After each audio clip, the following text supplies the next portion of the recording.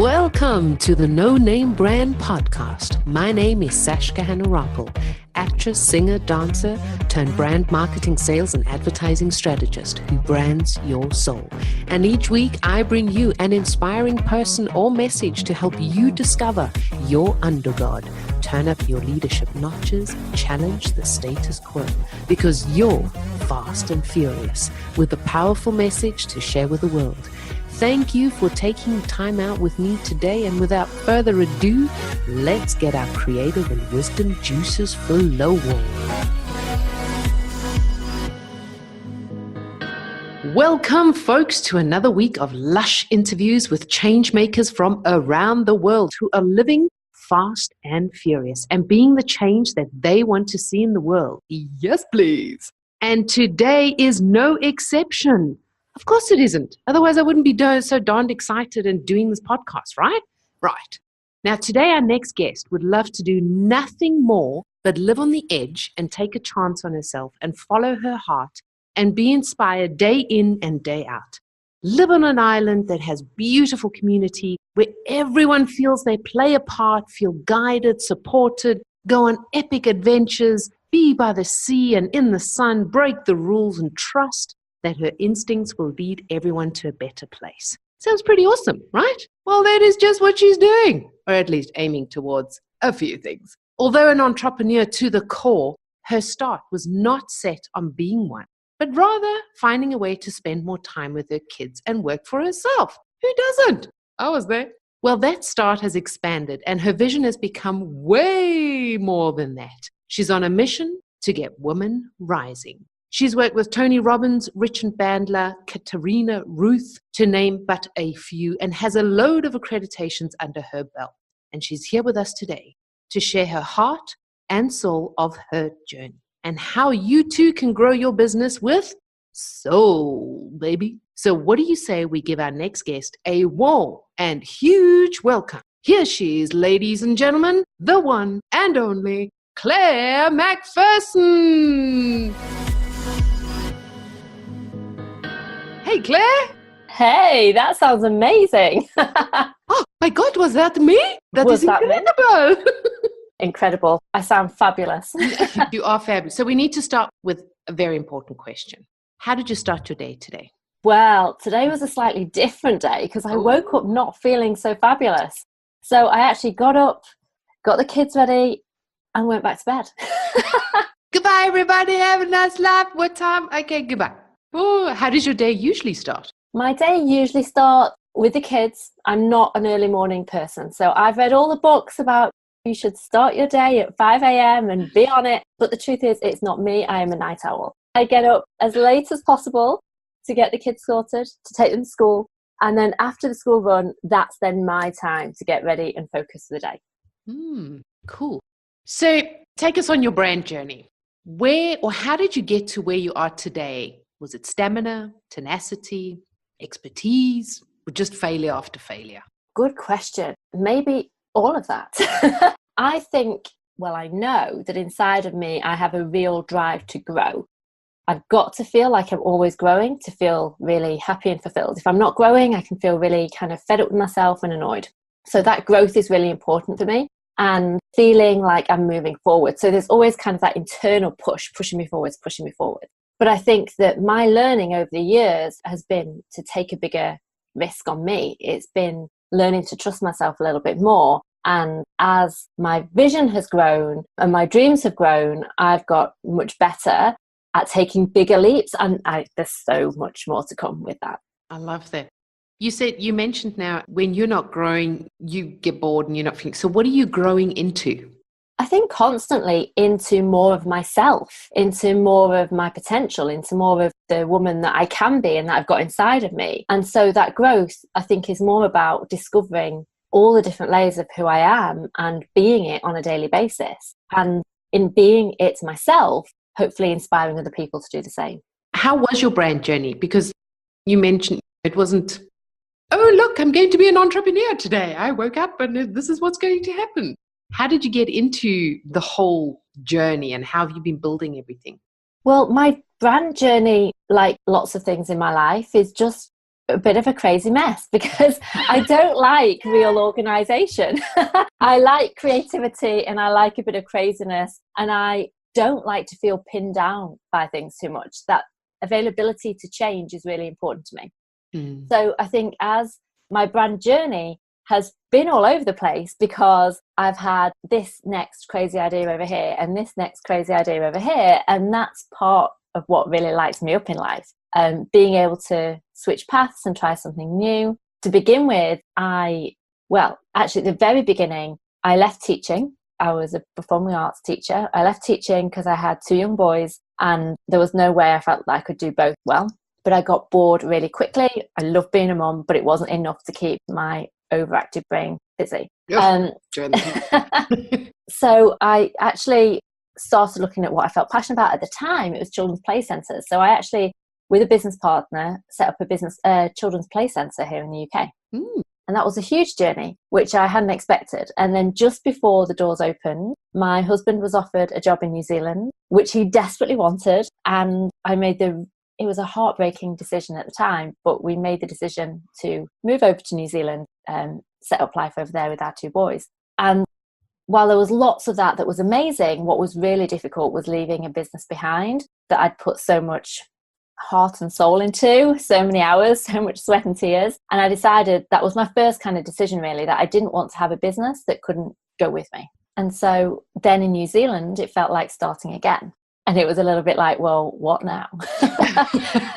So I kind of fell across coaching because I grew up in a family that were always quite open. My dad was always really into personal development. He'd done not the Tony Robbins things, but things like that when he was younger, and he'd always bring things home and share them with me, and I was always intrigued. I'll never forget, when I was about 14, he brought home what was called a dream machine. Oh, cool. And I would use it every single night. So you'd put these headphones on and it would have special kind of trancey music, and these lights, you'd have like sunglasses on, these lights, and they'd flash at a certain rhythm.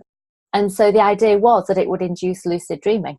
And as a teenager, I was obsessed with all those kind of things. I absolutely loved them. And so when I was in New Zealand, I kind of started remembering this, and I thought, you know what, I want to do something to do with personal development and helping people to grow and discovering more about how the mind works and how we work and all of that. And so I kind of fell into coaching, probably firstly to help myself, because I was new mom, I'd moved to the other side of the world, I'd left a business, I was all over the place. So it was first and foremost to help me. I love that. And then where did you go from there? So from there, I learned all the things coaching, all the things NLP. I was super lucky. Like, I talk about the fact that I just got really lucky with growing my business in New Zealand because I was invited by a coaching school to be one of the coach trainers. Oh, wow. Very quickly, which I just love. And I was asked by an NLP school to help train some of their people as well. And from that, I just got clients. So there was no such thing as really having to do much branding, any marketing, word of mouth, brought all the clients that I needed. And so my business just grew very organically, very easily. And I was a little bit like, wow, people say it's hard to grow a business. What nonsense. So how did you find that? Because now that's the thing with the other side of entrepreneurs, is that they do find it difficult to find clients. For you, there are some things that are easy and some things that are not easy and that you've had to learn. We all have to do our thing. So you have all this education, you have all this knowledge. You've worked with Tony Robbins and Katarina Ruth and Richard Bandler, who I've never heard of, but now I have. What did you learn from them in order to help you serve your clients? Like, what were you teaching them in order for them to build their businesses? Well, so helping people grow their businesses is where my business has grown into over time. When I first started out coaching, it was all about mindset, and a lot about mindset for mums, because that's what my experiences was at the time. So I was really interested in it. I was really passionate about it. And it felt like an area that, because I'd experienced it, I could really give back around that. So at that point, it wasn't even a consideration to help people build their businesses. That wasn't a thought. I think what I learned from all those different people were, firstly, a huge set of skills, which have been brilliant. But I think one of the things that I did, and one of the traps that I fell into at the beginning, was that, but I'm just little me, and that's them doing their big thing. And so there was a real separation around it. And I also had a real fight going on inside of me, because I felt like I was a really good mum. I felt like I'd kind of got that down. I was a good mum. It was a badge I could wear. And I was really worried that if I grew my business and really focused on growing my business, I somehow wouldn't be as good a mom. And I remember being in the audience at a Richard Bandler event and putting my hand up and saying, like, my fear is that I won't be as good a mom if I kind of give my business the focus that I also want to give to it. And I remember, like, I was so nervous asking that question, standing up in front of everyone, like my heart was beating. I was just terrified. And he just looked at me and started laughing. And you know, when you're just like, oh no, I should not have put my hand up in this moment. And he just looked at me and he said, well, you just decide that you can do both.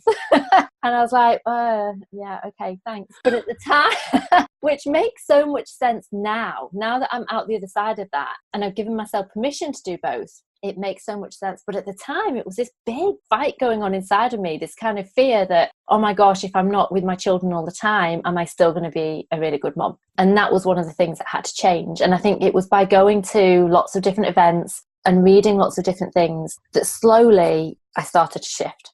But there was actually one key point, because after I'd started the coaching and everything in New Zealand, 5 years later, we made the move back to the UK.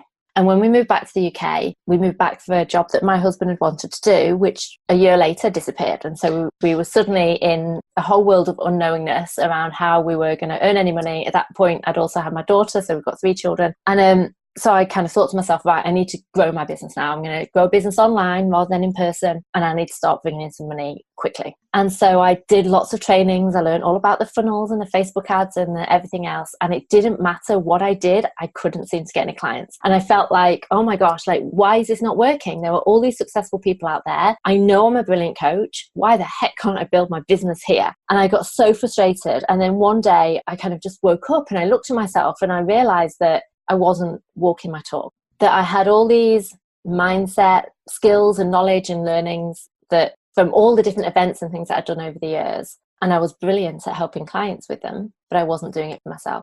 Mm-hmm. And that was a bit of an eye-opening experience for me. And I kind of thought, right, things have to change. And so at that point, I started doing some of those things that I still do now every single day. Journaling is one of the things that I love in my business, because I find no matter how I might be feeling when I first wake up in the morning, it shifts me, it gets rid of any tension or stress. It shifts me into that place of being the best version of me that I can be. It helps give me clarity. It gets me focused.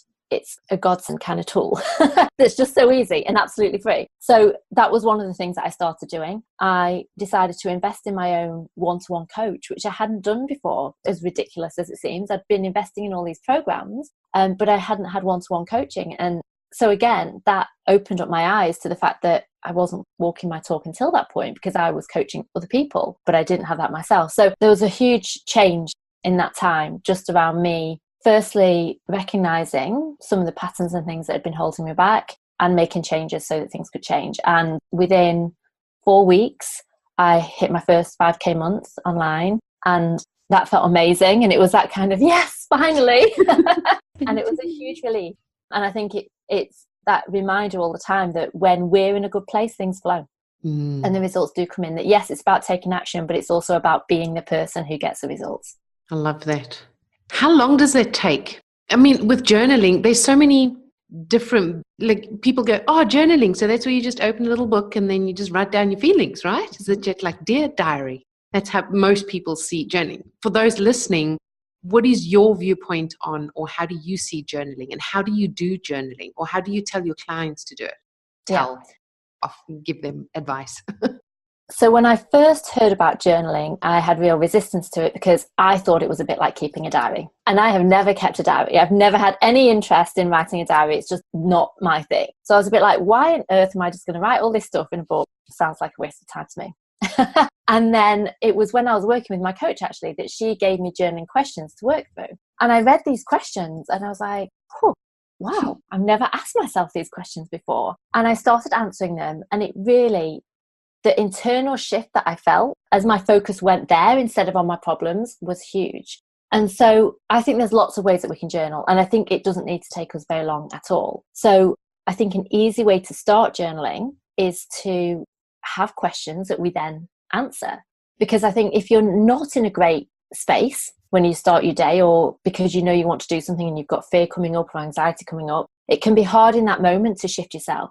So sometimes having a different question that's got a much kind of higher vibration around it when you tap into that and give that focus, it automatically just shifts you into a better place, because you change where focus goes, energy flows, right? So you're changing your focus, so you're straight away going to start feeling much better. So I love journaling with questions, a couple of questions that really shift me into a great vibration, into that place of real belief and focus.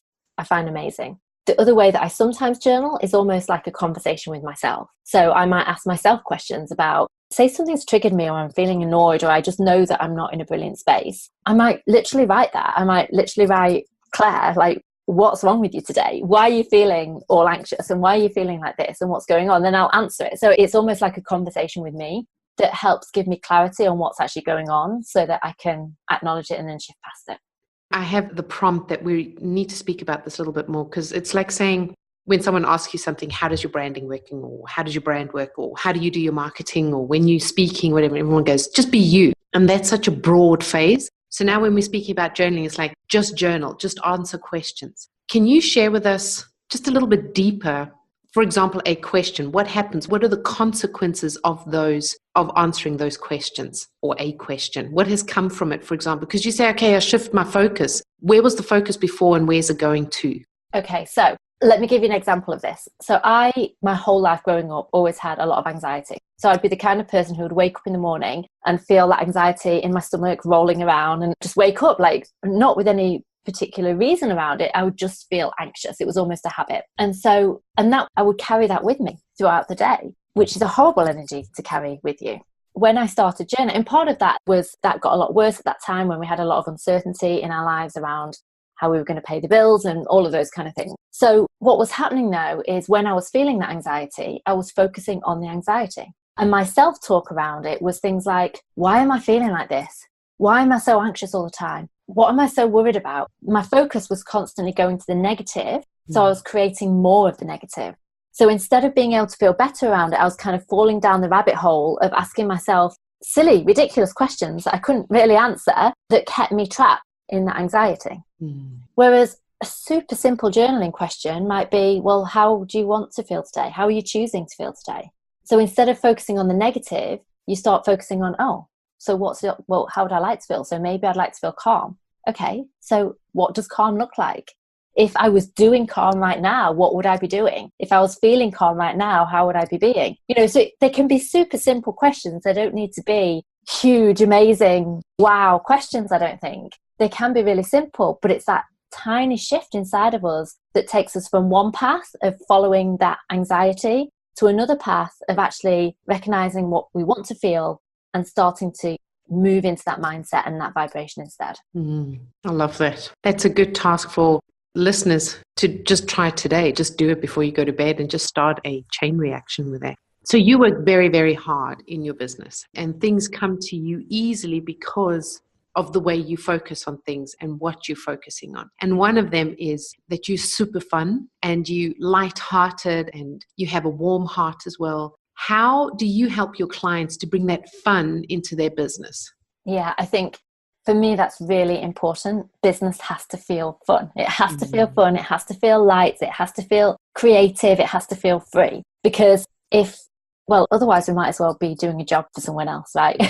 Yeah. Part of the reason, if we're going to choose to work for ourselves, and it does take hard work, is, we want to make it about what we want to make it about. And so for me, it's about, don't take life so seriously all the time. We can all do that far too much, and we can all get so caught up in our to-do list and our work and forget about how we want to feel every single day. And so I think it's coming back to that moment of, actually, I want to feel fun. I want to feel lit up. I want to be able to play. As a child, it was that playful energy that I love. And so it's just, how can I just choose that every single day in my business? And what I noticed is that when I show up in that energy, it lifts my clients up too. And I think when we're feeling good, we achieve so much more, right? Everything happens with so much more ease. We get the results that we want, and life just flows. And so for me, it's just coming back to that fun. How can I have fun with this? How can I play with it? How can I just show up and, what you mentioned a minute, but be all of me? How can I just be me and play with this?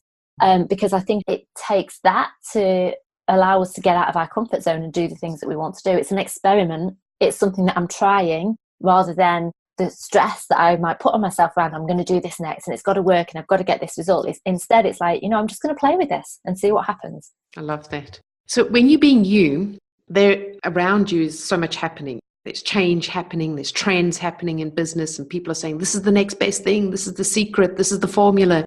What is your viewpoint on that? Like when all these trends and things are happening, how do you keep yourself centered in that? Just stick with me, just stick with me. Go there. Yeah, I think two parts, because I did, when I was trying to grow my business online, I got so caught up in all of that. I was convinced that somewhere there was this magic ingredient, this secret that I somehow was just missing, that I needed, and then it would all work. And so I would invest, firstly, way too much time in all the free webinars and all of those other things, because at the beginning of the webinar, they would say, today I'm going to share with you the secret of doing da, da, da. And I'd be like, yes, that's what I need to know. And so I'd sit there for an hour on this webinar and they wouldn't teach me anything, and then they'd just sell me something. And quite often I would then buy the thing, right? Thinking this is still the secret. And I would do it and I'd be like, well, I'm learning nothing new here. And where is this secret? And I got so frustrated and I got so annoyed with myself as well. And I think that what I realized was when my business started to work, instead of trying desperately to do it somebody else's way, to set up this funnel in this way or these ads in this way or do this automated webinar in this way, instead of doing any of that, I thought, if I was having fun in my business now, what would I be doing? And what I did was super simple. I set up a Facebook group, because I thought, you know what, that's what I would do. It would feel really cool to have a little tribe of people where I can hang out, where I can be myself, where I can have fun, where I can show up and give value. And then if they want to work with me, they know who I am. And so that's what I did. I set up this little tiny Facebook group. I've totally gone off track, I recognize that. But the Facebook group grew. Then Facebook Lives were invented. I was like, well, yeah, why would I not? Awesome tool. Hop on Facebook Live in a little group where I felt safe, and just shared my stuff, shared my story, shared how I was feeling, told them how incredible they all are, because actually I always believe that. And people started saying, hey, can we get on a call? I want to work with you. And it was that moment of like, wow, I've spent all this time and all this money learning all these things that lots of experts tell me I need, because it's that scarcity marketing, right? And that's what I don't like. It's the scarcity marketing around, if you don't do this, you're never going to make money, or you're going to get left behind, or you can't have a successful business or whatever. I remember in those days I did a program with someone, and she said to me, well, Claire, what do you want? And I said, I want a heart-based business where I change lives, but also make the money to be comfortable. At the time, and she looked at me and she said, Claire, you can't have a heart-based business and earn money. It's not going to happen. Oh my God. Now, I feel, I don't know if it's just because of who I'm now around, that I feel like that's a totally different story. But at the time I was so shocked. I was literally, it stopped me in my tracks, because I thought, well, maybe I shouldn't be doing this then, because that is what it needs to be for me. And I remember when I started hitting those kind of 5 to 10K months, I so much wanted to call that woman and be like, haha, you were wrong. And that's been key for me. I love strategies. I actually think that strategy is brilliant, because we run strategies all the time, right? We have strategy for how we brush our teeth and how we do everything. So I'm all for strategy, but it's about strategy around your strengths and what you really want to do, rather than scarcity based. I need to do this because otherwise I'm not going to be able to grow my business. I love that. Just be you and have fun. I mean, you do need the knowledge of how things work, but you don't have to do it like everybody else. It's good to know, okay, so this is how the strategy is. And it's when you go to school and you're going, well, I really don't like maths, but I have to learn it. For now, it's okay. I can see it, because then I can count one day when I'm running my business. But you don't have to become a mathematician. It's just understanding what it is. Absolutely. Why is this your favorite quote? Life is not a problem to be solved, but a reality to be experienced, by Soren Kierkegaard. I love that quote, because I think it's just a reminder that we all have our reasons what we believe life is about, right? And my belief is that it's here to be experienced to its fullest. I believe that I'm living a good life when I'm experiencing it to my fullest. And also add two things to that. I'm doing what I love, and I'm making a difference to other people with what I love, like that they feel important parts of it as well. But I just think that we can get so bogged down by our problems, and by when things aren't working, it's really easy to give that focus and let our problems define us, when actually life is just an experience. And you can look back on it, but at the time it's always a lot more difficult. When you've overcome problems, you can look back and say, wow, like look at where I am now, because I worked my way through that. Look how I've grown, look who I've become, look how just more of me that I am and more of what I'm doing and everything. And I think when we're in a problem, it's easy to forget that. And so going back to that whole, you know what, this is just to be experienced. Life is to be experienced. It feels like it almost gives me that permission to be playful because it's just about experiencing it. I love that. Playful experience. Yeah. So how do you want to change or challenge the world doing what you do?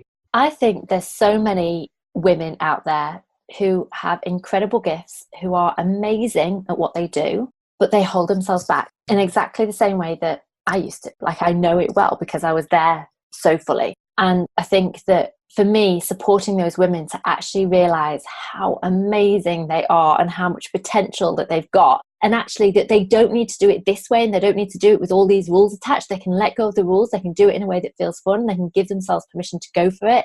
That's really important. And I love that moment when you see women who have been in that trap stuck place where they kind of feel that pull inside of them and they know they want to do more, or they've got this dream and they're like, I want to do this so much, but...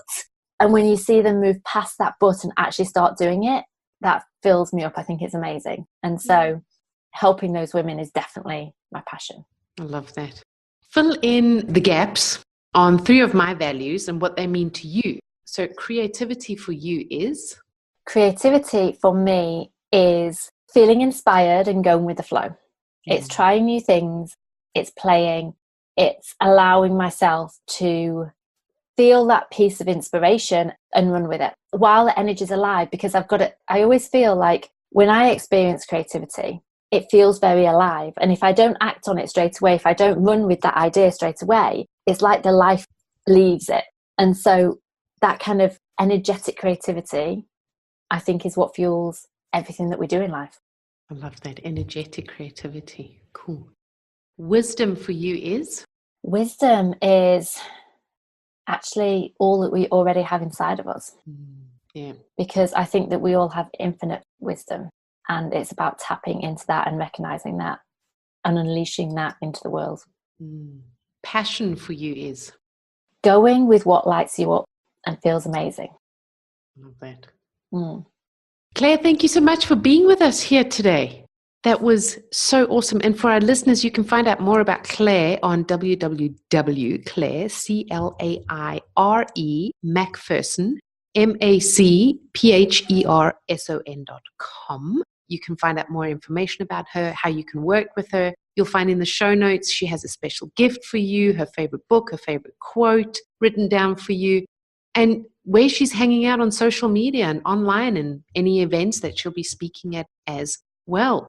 Probably be expecting a book from her soon as well, Miss Author. Yes, please. Thank you so much for being here. Thank you so much, Sashka. It's been amazing. I adore you and all of your energy. And so I really appreciate being here. Thank you. Awesome. Thank you. And you can also find out where you can find Claire in her little, in inverted commas, Facebook group, where you can interact with her as well and experience her vibrant and effervescent and electrifying, and I can't remember what the English word is, aber ansteckend, where she infuses you with her energy. I couldn't remember what the English word was. Anyway, have an awesome day, everyone. And remember to be the change that you want to see in the world and living your life fast and furious and with wisdom, creativity, imagination, humor, and passion. Love you lots and see you next week. Bye-bye. Dang, that was just supercalifragilisticexpialidocious. I enjoyed having you on board, and please do me and you a favor. Head on over to iTunes, SoundCloud, or Stitcher. Click subscribe, and a super bonus, leave your review and you stand a chance of being announced and advertised on the show. I'm always striving to ensure that your brand is uplifted and empowered. Remember, done is better than perfect. So be sure to subscribe, leave a review, and send in your feedback too. You're the absolute best. Keep rocking.